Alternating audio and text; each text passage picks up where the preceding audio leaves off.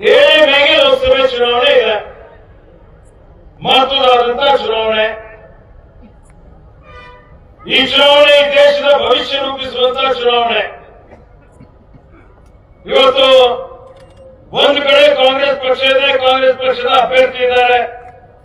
ಇನ್ನೊಂದು ಕಡೆ ನಮ್ಮ ಎದುರಾಳಿ ಬಿಜೆಪಿಯ ಅಭ್ಯರ್ಥಿ.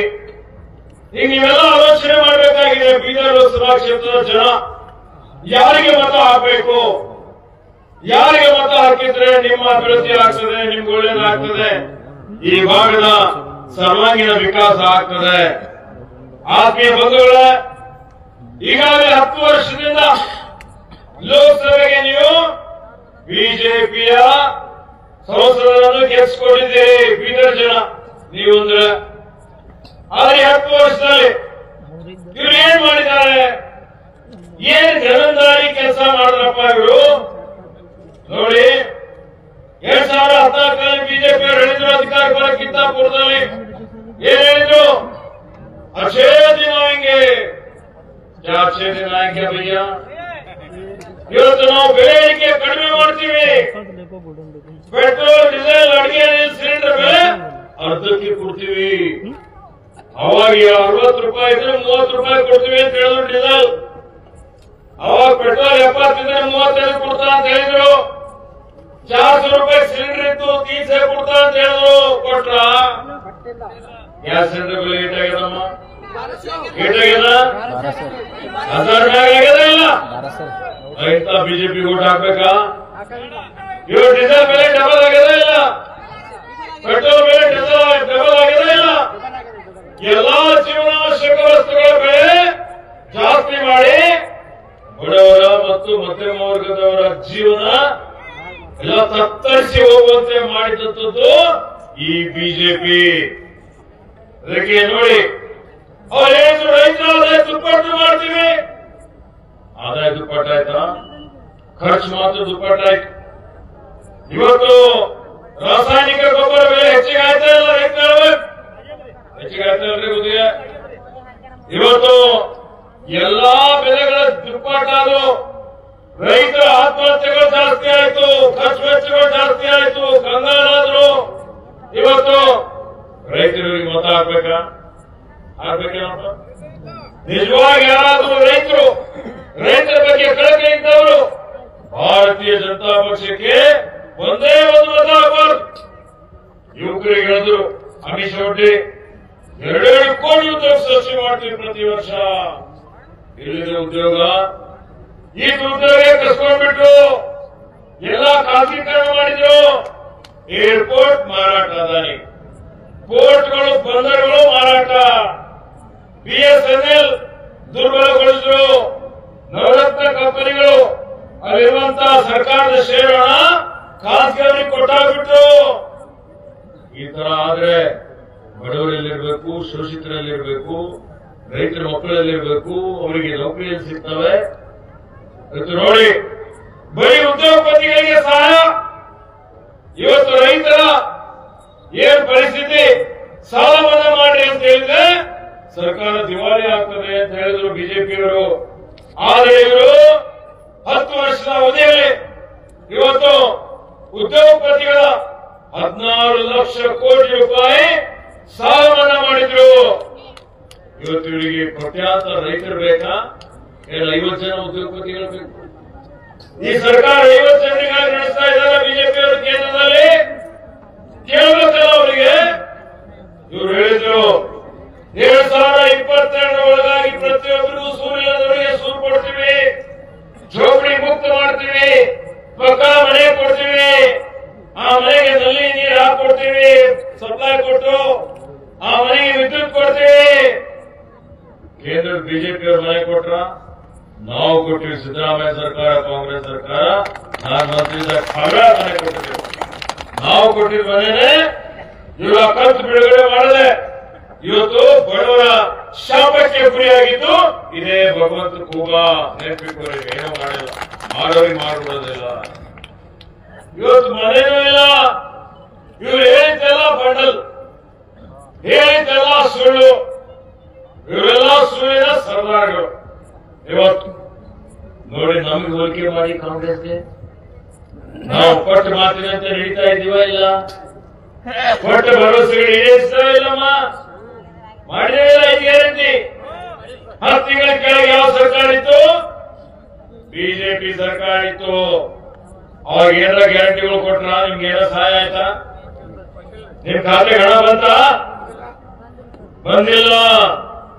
ನಾವು ಹೇಳಿದ್ವಿ ಚುನಾವಣೆ ಪೂರ್ವದಲ್ಲಿ 5 ಗ್ಯಾರಂಟಿ ಬಂದ ತಕ್ಷಣ ಅನುಷ್ಠಾನಕ್ಕೆ ತರ್ತೀವಿ. ಗೃಹಲಕ್ಷ್ಮಿ ಗ್ಯಾರಂಟಿ, ಗೃಹಲಕ್ಷ್ಮಿ ಅಡಿಯಲ್ಲಿ ಪ್ರತಿಯೊಂದು ಪರಿವಾರ, ಅದಕ್ಕೆ ಯಾವುದೇ ಜಾತಿ ಮತ ಪಂಥ ಯಾವುದೂ ಇಲ್ಲ, ಎಲ್ಲಾ ಜಾತಿಯವರ ಮನೆಯ ಒಬ್ಬ ಮಹಿಳೆ ಮುಖ್ಯಸ್ಥರಿಗೆ ಯಜಮಾನಿಗೆ ಪ್ರತಿ ತಿಂಗಳು 2,000 ರೂಪಾಯಿ ಕೊಡ್ತೀವಿ ಅಂತ ಹೇಳಿದ್ದೇವೆ. ಈಗ ನಿಮ್ಗೆಲ್ಲ 2,000 ರೂಪಾಯಿ ನಿಮ್ ಖಾತೆಯಲ್ಲಿ ಜಮಾ ಮಾಡ್ತಾ ಇದೀವಿ. ಮಾಡ್ತೇವೆ ಅಲ್ಲ? ಎಷ್ಟಾಯ್ತು 2,000 ರೂಪಾಯಿ ಒಂದು ವರ್ಷಕ್ಕೆ? ಎಷ್ಟಾಯ್ತಮ್ಮ? 24,000 ರೂಪಾಯಿ ಆಗ್ತದೆ.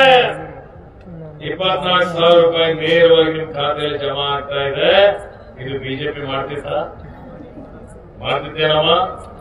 ಫ್ರೀ ಕರೆಂಟ್ ಕೊಡ್ತೀವಿ ಅಂತ ಹೇಳಿದ್ದೇವೆ, ಫ್ರೀ ಕೊಟ್ಟಿದ್ದೇವೆ. 5 ಕಿಲೋ ಅಕ್ಕಿ ಹೆಚ್ಚಿಗೆ ಕೊಡ್ತಾ ಅಂತ ಹೇಳಿದ್ದೇವೆ, ಅಕ್ಕಿ ಕೊಟ್ಟಿಲ್ಲ. ಕೇಂದ್ರದವರು ಖರೀದಿ ಮಾಡಿ ಹೋಗಿದ್ರೆ ಅಕ್ಕಿ ಬದಲಾಗಿ 170 ರೂಪಾಯಿ ಪ್ರತಿ ವ್ಯಕ್ತಿ ಕೊಡ್ತಾ ಇದ್ದೀವಿ. ಒಂದು ಪರಿವಾರದಲ್ಲಿ 6 ಜನ ಇದ್ರೆ 1,020 ರೂಪಾಯಿ ಬರ್ತದೆ. ನಿಮಗೆ ಬರ್ತವೆ ರೊಕ್ಕ ಹೊಂಟಲ್ಲ ನಿಮ್ ಖಾತೆಯಲ್ಲಿ? ಏನ್ ಹೇಳಿದ್ರೆ ಹೋಗಿ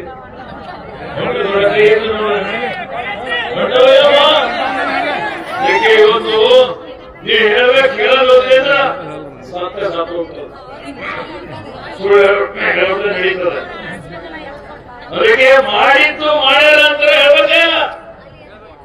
ಅದಕ್ಕೆ ಆತ್ಮೀಯ ಬಂಧುಗಳೇ, ಇವತ್ತು ಅಕ್ಕಿ ದುಡ್ಡು ಕೊಡ್ತಾ ಇದ್ದೇವೆ. ಇವತ್ತು ಯುವ ನಿಧಿ ಕಾರ್ಯಕ್ರಮ, ಶಕ್ತಿ ಯೋಜನೆ, ನಿಮ್ಗೆಲ್ಲಾ ಶಕ್ತಿ ಕೊಡಬೇಕು. ಆದಿಶಕ್ತಿ ಅಂದ್ರೆ ನಾರಿ ಶಕ್ತಿ ಸಬಲ ಮಾಡಬೇಕು ಅಂತ ಹೇಳಿ ಕರ್ನಾಟಕ ರಾಜ್ಯ ಸಾರಿಗೆ ಸಂಸ್ಥೆ ಎಲ್ಲಾ ಬಸ್ಗಳಲ್ಲಿ ಫ್ರೀ ಆಗಿ ಪ್ರಯಾಣ ಮಾಡಲಿಕ್ಕೆ ನಿಮಗೆ ಸೌಲಭ್ಯ ಒದಗಿಸಿದ್ದೇವೆ. ಮಾಡಿಲ್ಲ ಫ್ರೀ ಓಡಾಡಿದ್ರೆ ಬಸ್ಸಿನ 2 ಟಿಕೆಟ್ ಕೇಳ್ತಾರ? ಕೇಳೋದು ಕಂಡಕ್ಟರ್ ಹಾಕ್ಬಿಡ್ತೀವಿ. ಹೆಂಗ್ ಟಿಕೆಟ್ ಕೇಳತ್ತಿಲ್ಲಪ್ಪ, ಮಾಡ್ತಾನೆ ಇಲ್ಲ. ಅದಕ್ಕೆ ಯುವ ನಿಧಿ ಕಾರ್ಯಕ್ರಮ, ಯುವಕರಿಗೆ ಯಾರು ಪದವಿ ಮಾಡಿದ್ದಾರೆ, ಉದ್ಯೋಗ ಸಿಕ್ಕಿಲ್ಲ 6 ತಿಂಗಳವರೆಗೆ ಅಂತವ್ರಿಗೆ 2 ವರ್ಷ ತನಕ ನಿರುದ್ಯೋಗ ಭತ್ಯೆ ಕೊಡಬೇಕು ಅಂತ ಹೇಳಿ ತೀರ್ಮಾನ ಮಾಡಿ ತಿಂಗಳಿಗೆ 3,000 ರೂಪಾಯಿ, ಪದವಿ ಮಾಡಿದವರಿಗೆ, ಡಿಪ್ಲೊಮಾ ಮಾಡಿದವರಿಗೆ 1,500 ರೂಪಾಯಿ ಖಾತೆಯಲ್ಲಿ ಜಮಾ ಮಾಡ್ತಾ ಇದ್ದೀವಿ. ಈ 5 ಗ್ಯಾರಂಟಿಗಳಿಗೆ 52,000 ಕೋಟಿ ರೂಪಾಯಿ ಸರ್ಕಾರದ ವತಿಯಿಂದ ನಿಮ್ಮ ಖಾತೆಯಲ್ಲಿ ನೇರವಾಗಿ ಜಮಾ ಆಗ್ತಾ ಇದೆ. ಇದರಲ್ಲಿ ಯಾವುದೇ ಭ್ರಷ್ಟಾಚಾರ ಇಲ್ಲ, ಮಧ್ಯವರ್ತಿ ಇಲ್ಲ. ಇವತ್ತು ಯಾರಾದ್ರೂ ದುಡ್ಡು ಕೇಳ್ತಾ ಇದ್ದಾರೆ ನಿಮಗೆ, ಇದರಲ್ಲಿ ನೇರವಾಗಿ ನಿಮ್ಮ ಖಾತೆ ಜಮಾ ಆಗಿರ್ತಾ ಇಲ್ಲ. ಅದಂತೇನಮ್ಮ? ಇದು ರಾಜ್ಯ ಸರ್ಕಾರದ ಈ ಚುನಾವಣೆ ಯಾವುದಿದೆ, ಕೇಂದ್ರದಲ್ಲಿ ಸರ್ಕಾರ ರಚನೆ ಮಾಡುವಂತಹ ಚುನಾವಣೆ, ಎಂಪಿಗಳು. ಈ ಚುನಾವಣೆಯಲ್ಲಿ ನಮ್ಮ ನಾಯಕರಾದಂತಹ ಮಲ್ಲಿಕಾರ್ಜುನ್ ಖರ್ಗೆ ಅವರು, ರಾಹುಲ್ ಗಾಂಧಿ ಅವರು ಖುದ್ದು ಪಂಚ ನ್ಯಾಯ ಗ್ಯಾರಂಟಿ ಘೋಷಣೆ ಮಾಡಿದ್ದಾರೆ. ನೀವು ಬಿಟ್ಟು ಮತ್ತು ಹೊಸ ಗ್ಯಾರಂಟಿಗಳು, ನೀವು ಲಕ್ಷಪತಿ ಗ್ಯಾರಂಟಿ ಏನಿದೆ? ಪಂಚ ನ್ಯಾಯ, ಮಹಾಲಕ್ಷ್ಮಿ ಯೋಜನೆ. ಯೋಜನೆಯಲ್ಲಿ ಪ್ರತಿಯೊಂದು ಮಹಿಳೆ, ಒಂದು ಪರಿವಾರದ ಮುಖ್ಯಸ್ಥರಿಗೆ ವರ್ಷಕ್ಕೆ 1 ಲಕ್ಷ, ತಿಂಗಳಿಗೆ 8,500. 1 ಲಕ್ಷ ರೂಪಾಯಿ ಬೇಕಾಗಿಲ್ಲ? ಬೇಕಲ್ಲ? ಬೇಕು ಅಂದ್ರೆ ಯಾರಿಗೆ ಓಟ್ ಹಾಕ್ಬೇಕು? ಯಾರಿಗೆ ಓಟ್ ಹಾಕ್ಬೇಕಮ್ಮ? ಯಾರಿಗೆ ಓಟ್ ಹಾಕ್ಬೇಕು? ಕಾಂಗ್ರೆಸ್ ಓಟ್ ಹಾಕ್ಬೇಕು. ಇವತ್ತು ಯುವಕರಿಗೆ ತರಬೇತಿ ಕೊಟ್ಟು 1 ಲಕ್ಷ ಖರ್ಚು ಮಾಡ್ತೀವಿ ಅಂತ ಹೇಳಿದ್ದೇವೆ. ರೈತರ ಸಾಲ ಮನ್ನಾ ಮಾಡ್ತೀವಿ ಅಂತ ಹೇಳಿದ್ದೇವೆ. ರೈತರ ಕೃಷಿ ಉತ್ಪನ್ನಕ್ಕೆ ಇವತ್ತು ಬೆಂಬಲ ಬೆಲೆ, ಕನಿಷ್ಠ ಬೆಂಬಲ ಬೆಲೆ ಕಾಯ್ದೆ ಮಾಡ್ತೀವಿ ಅಂತ ಹೇಳಿದ್ದೇವೆ. ಇವತ್ತು ಉದ್ಯೋಗ ಖಾತ್ರಿ ಮನ್ರೇಗಾದಲ್ಲಿ ನಿಮ್ಮ ಕನಿಷ್ಠ ಕೂಲಿ ಏನಿತ್ತು 340 ಇದ್ದಿದ್ದು ಕನಿಷ್ಠ 400 ರೂಪಾಯಿ ಮಾಡ್ತೀವಿ ಅಂತ ಹೇಳಿದ್ದೇವೆ.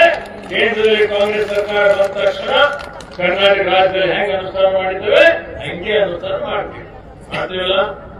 ಬಿಜೆಪಿ ಮಾಡ್ಯಾರ ಮೋದಿ ಗ್ಯಾರಂಟಿ, ಅದು ಬೋಗಸ್ ಗ್ಯಾರಂಟಿ. ಅದ್ರಾಗ ಏನಮ್ಮ ಅದು ನಮ್ಮ ಕಾಪಿ ಡೂಪ್ಲಿಕೇಟ್. ನಾವು ಗ್ಯಾರಂಟಿ ಮಾಡಿದೇವೆ ಅಂತ ಹೇಳಿದ್ರೆ ಮೋದಿ ಗ್ಯಾರಂಟಿ. ಅದ್ರಲ್ಲಿ ಏನು ಇದೆಯಾ? ಏನು ಇಲ್ಲ.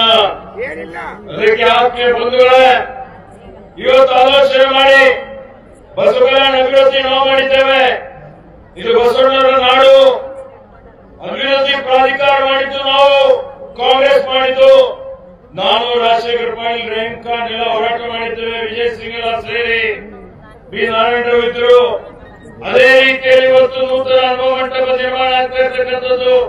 ನಾನು ಉಸ್ತುವಾರಿ ಮಂತ್ರಿ ಇದ್ದಂತಹ ಸಂದರ್ಭದಲ್ಲಿ ಇವತ್ತು ಒಂದು ತಜ್ಞರ ಸಮಿತಿ ರಚನೆ ಮಾಡಿ, ವರದಿ ತಯಾರು ಮಾಡಿ, ವಿನ್ಯಾಸ ಮಾಡಿ, ಸರ್ಕಾರದಿಂದ ಅಂಗೀಕಾರ ಮಾಡಿಸಿ ಅದು ಮಾಡ್ತೀವಿ ಅಂತ ಹೇಳಿ ಘೋಷಣೆ ಮಾಡಿದ್ದು ಕಾಂಗ್ರೆಸ್ ಸರ್ಕಾರ. ನಾವು ಮಾಡ್ತೀವಿ ಅಂತ ಹೇಳಿ ಇವತ್ತು ರಾಷ್ಟ್ರೀಯ ಅಂತಾರಾಷ್ಟ್ರೀಯ ಮಟ್ಟದಲ್ಲಿ ಪ್ರಖ್ಯಾತಿ ಪಡೀತದೆ ಬಸವಕಲ್ಯಾಣ. ಮೊನ್ನೆ ಸನ್ಮಾನ್ಯ ಮುಖ್ಯಮಂತ್ರಿಯವರಿಗೆ ಆಹ್ವಾನ ಮಾಡಿ ಅವ್ರ ಕಡೆಯಿಂದ ನಾವೆಲ್ಲರೂ ಸೇರಿ ಬಸವಣ್ಣನವರಿಗೆ ಸಾಂಸ್ಕೃತಿಕ ನಾಯಕ ಅಂತ ಹೇಳಿ ಘೋಷಣೆ ಮಾಡಿಸಿ 2025 ಒಳಗಾಗಿ ಇದೇ ನೂತನ ಅನುಭವ ಮಂಟಪ ನಿರ್ಮಾಣ ಮಾಡಿ ಇದನ್ನು ಉದ್ಘಾಟನೆ ಮಾಡಿ ಲೋಕಾರ್ಪಣೆ ಮಾಡ್ತೀವಿ ಅಂತ ಹೇಳಿ ಘೋಷಣೆ ಮಾಡಿದ್ರು. ಬಿಜೆಪಿ ಏನ ಮಾಡಿದ? ಬಿಜೆಪಿ ಏನ್ ಮಾಡ್ತಾರೆ? ಶೋಷಿತರಿಗೆ, ಬಡವರಿಗೆ ಸಂವಿಧಾನ ಬದಲಾವಣೆ ಮಾಡ್ತೀವಿ ಅಂತ ಹೇಳ್ತಾರೆ. ಇವರು ಟಿಪ್ಪರ್ ಲಾಗ್ ಹಾಕಿದ್ರು, ಏನ್ ಮಾಡಿದ್ರು? ಸಂವಿಧಾನದಲ್ಲಿ ಬದಲಾವಣೆ ಮಾಡಿ ಸಾಧ್ಯ ಇಲ್ಲ ಅನ್ನೋ. ಅದಕ್ಕೆ ಆತ್ಮೀಯ ಬಂಧುಗಳೇ, ಜಾಗೃತರಾಗಿರಿ ನೀವು. ಇವರಿಂದ ಇವತ್ತು ಪ್ರಜಾಪ್ರಭುತ್ವ ಅಪಾಯದಲ್ಲಿದೆ, ಸಂವಿಧಾನ ಅಪಾಯದಲ್ಲಿದೆ, ಸರ್ವಾಧಿಕಾರಿ ಧೋರಣೆ ಅನುಸರಿಸ್ತಾ ಇದ್ದಾರೆ. ಇವತ್ತೇನು ಇವರು ಮನಸ್ಸಿಗೆ ಬಂದಂಗೆ ಅಧಿಕಾರ ದುರುಪಯೋಗ ಮಾಡ್ಕೊಳ್ತಾ ಇದ್ದಾರೆ, ಜನವಿರೋಧಿ ನೀತಿ ಅನುಸರಿಸ್ತಾ ಇದ್ದಾರೆ.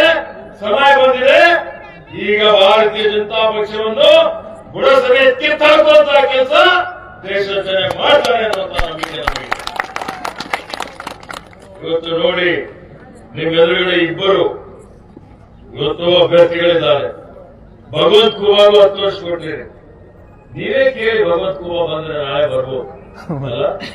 ಬಂದ್ರೆ ಕೇಳುವಂತ ಧೈರ್ಯ ಬೇಕು ನಮಗೆ. ಭಗವಂತ ಖೂಬಾ ಕೊಡುಗೆ ಏನಿದೆ? ನೀವು ಹುಡುಗಿಗೆ ಏನಾದ್ರು ಮಾಡಿದ? ಒಂದು ದೊಡ್ಡ ಸಂವಿಧಾನ ಬಂದು ಕೊಟ್ಟಾರ? ರಸ್ತೆ ಮಾಡ, ರಸ್ತೆ ಮಾಡ, ಏನ್ ಸಲ ಬಂದು ಭೇಟಿಯಾಗ್ಯಾರ? ಏನು ಕೊಟ್ಟಿಲ್ಲ. ನಿಮ್ ಹುಡುಗಿ ಯಾಕೆ ಬರ್ಬಿಟ್ರಿ? ಅದಕ್ಕೆ ಬಂಧುಗಳೇ, ಇವತ್ತು ಭಗವಂತ ಖೂಬಾ ಏನು ಕೊಟ್ಟಿಲ್ಲ, ಏನು ಮಾಡಿಲ್ಲ. ಡೆಲ್ಲಿಗೆ ಹೋಗಿ ಮಜಾ ಮಾಡಿ, ಲೂಟಿ ಮಾಡಿ, ಮತ್ತೀಗ ನಿಮ್ಮ ಮತ ಕೇಳಲಿಕ್ಕೆ ಬರ್ತಾ ಇದ್ದಾನೆ.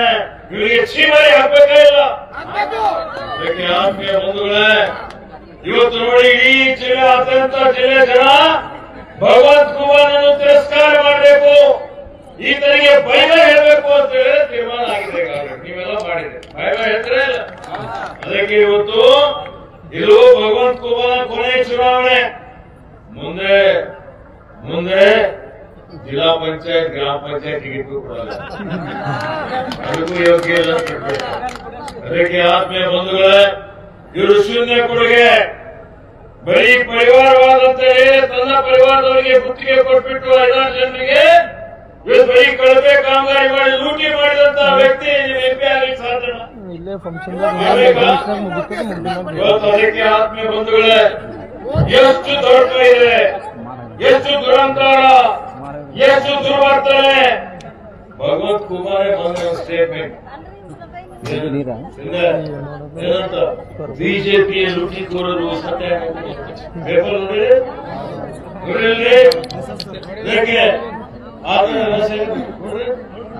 ಬಿಜೆಪಿಯ ಲೂಟಿಕೋರರಿಂದ ಹೆಸರ ಇವರೇ ಹೇಳ್ತಾರೆ. ಬಿಜೆಪಿಗಳೇ ಲೂಟಿಕೋರು ಅಂತ ಯಾಕೆ ಕೊಟ್ಟಿಯಪ್ಪ ಬಿಜೆಪಿ ಟಿಕೆಟ್ ತಗೊಂಡು ಹೇಳ್ಬೇಕಲ್ಲ. ಅದಕ್ಕೆ ಆತ್ಮೀಯ ಬಂಧುಗಳೇ, ಭಗವಂತ ಖೂಬಾನನ್ನು ಸಂಪೂರ್ಣವಾಗಿ ತಿರಸ್ಕಾರ ಮಾಡಿ ಒಂದೇ ಒಂದು ಮತ ನೀವು ಭಗವಂತ ಖೂಬಾಗೆ ಕೊಟ್ಟರೆ ನೀವು ಆತ್ಮವಂಚನೆ ಮಾಡಿಕೊಂಡಾಗ ಆಗ್ತದೆ ಅನ್ನುವಂತ ಮಾತನ್ನು